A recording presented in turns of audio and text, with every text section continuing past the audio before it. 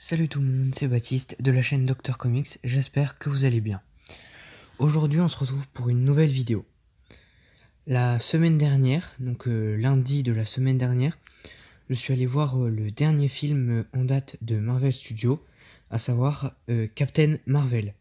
Il était sorti le 6 mars 2019, mais je n'ai pu aller le voir que à ce moment-là.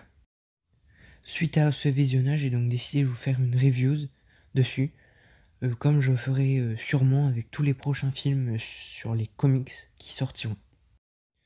Alors j'ai trouvé ce film vraiment très très bien, je l'ai beaucoup aimé. C'est pas un de mes films préférés du MCU, mais il est vraiment très très bon. Les acteurs sont très très bons aussi, ils jouent très bien leur rôle.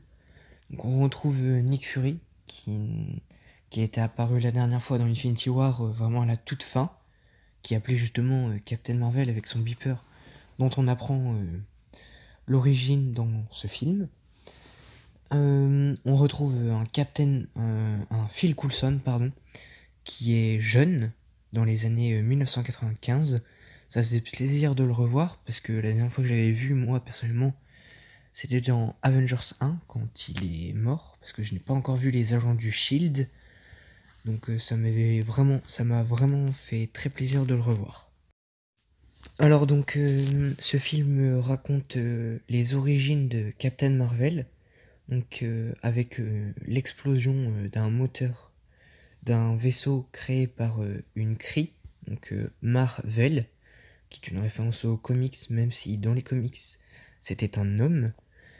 Et donc ça raconte aussi l'histoire du conflit entre les Kree et les Skrulls. Donc j'ai trouvé ça très intéressant parce que ça reprend vraiment les origines de Captain Marvel, même si j'ai trouvé la fin un peu décevante pour les Skrulls, qui sont censés être des grands méchants. Par exemple dans Secret Invasion, ils envahissent quand même la Terre en se faisant passer pour des héros. Et là en fait on apprend que apparemment ce seraient des gentils et que ce seraient les Kree les méchants, même si les Kree n'ont pas toujours été gentils dans les comics. Je trouvais ça un peu décevant, mais voilà, ça passe quand même.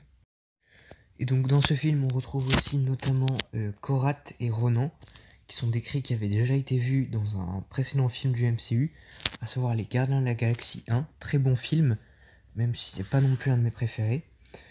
Dans les Gardiens de la Galaxie 1, vraiment, désolé, Korath a des prothèses, notamment sur son visage, un peu comme des cheveux, et je trouvais ça décevant qu'il nous montre pas comment en fait il les a eus, parce que j'aurais bien aimé savoir, c'était quelque chose qui m'intriguait quand même. Et il y a aussi Ronan qui dit une phrase, pardon, à la fin, donc quand il voit Captain Marvel, mais donc il dit, je pense que il va devoir régler ça, il va devoir s'occuper de Captain Marvel du coup. Mais en fait, elle n'est pas expliquée dans les films qui suivent, c'est vraiment pas développé. Ça aurait été pas mal, quitte à voir une scène de combat entre Ronan et Carol, donc Carol qui est Captain Marvel en fait. Ça aurait été vraiment pas mal et assez intéressant niveau puissance.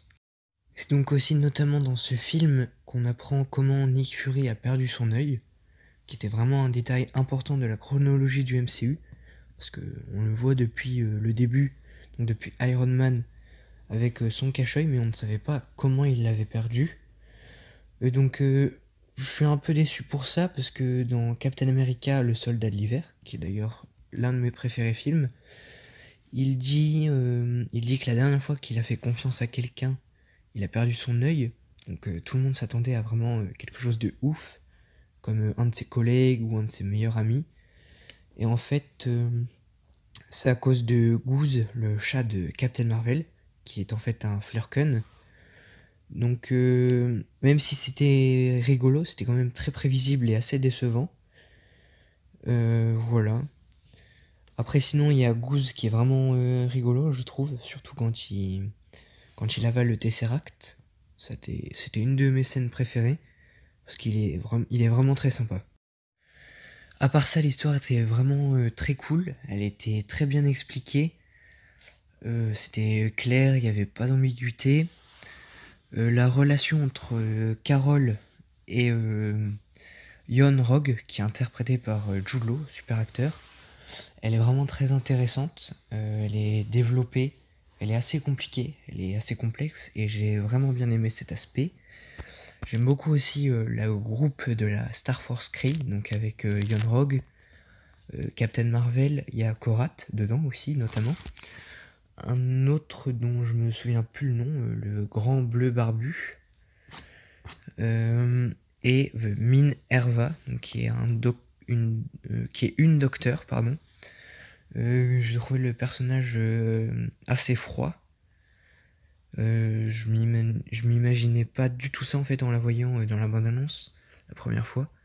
Mais c'était un personnage quand même assez intéressant dans sa relation avec Carol aussi. Parce qu'elle se déteste vraiment en fait. J'ai beaucoup aimé aussi la fin quand, quand Fury et Carol discutent dans la maison de Maria Rambeau, donc qui est la meilleure amie de Carol. D'ailleurs, sa fille Monica, qui va devenir une Captain Marvel quand elle sera plus grande. Personnage que j'ai beaucoup aimé. J'ai beaucoup aimé du coup la scène dans la cuisine où Carol en fait booste le beeper de Fury et elle lui donne, et c'est justement ce beeper qu'on voit à la fin de Infinity War dans la scène post-crédit pour qu'il l'appelle. Dans la scène post-crédit de Captain Marvel, on revoit d'ailleurs ce fameux beeper qui appelle Captain Marvel, mais cette fois dans le QG des Vengeurs. Donc avec Captain America, Black Widow, Bruce Banner, James Rhodes, donc War Machine, et je pense que c'est tout. On les voit du coup après le claquement de doigts de Thanos dans Infinity War. Et on voit Captain Marvel en fait qui arrive au QG des Vengeurs. Donc sûrement à cause du beeper de Fury. Et elle demande en fait où est Fury. Et ça s'arrête d'un coup. Alors par contre, cette scène post-crédit était vraiment très très bien. Mais j'ai pas trop aimé le costume de Captain Marvel à l'intérieur. Je le trouve un peu bizarre. Avec les plaquettes dorées sur les épaules. Même si bon, il est quand même assez efficace et assez badass. Mais j'aurais préféré qu'il garde celui du film. Mais après ça c'est juste un détail. On verra bien dans In-Game comment il est son costume. Voilà. Donc pour finir cette vidéo, j'ai trouvé ce film vraiment très très bien. Avec quand même quelques déceptions. Donc voilà. Mais sinon c'était vraiment un très très bon film. Avec de bonnes scènes d'action. Surtout dans l'espace. Et donc pour note, je pense que je lui donnerai un 7,5 sur 10. Parce qu'il y a quand même quelques déceptions. Mais ça reste quand même un très très bon film dans l'ensemble. Qui annonce bien l'arrivée d'Endgame en avril, en fin d'avril. Donc j'ai vraiment très très hâte. Voilà, n'hésitez pas à me donner vos avis sur ce film en commentaire. J'espère que cette vidéo vous a plu. En tout cas, moi, j'étais très content de vous la faire. N'hésitez pas à mettre un pouce bleu et à vous abonner pour soutenir la chaîne. C'était Baptiste. À la prochaine.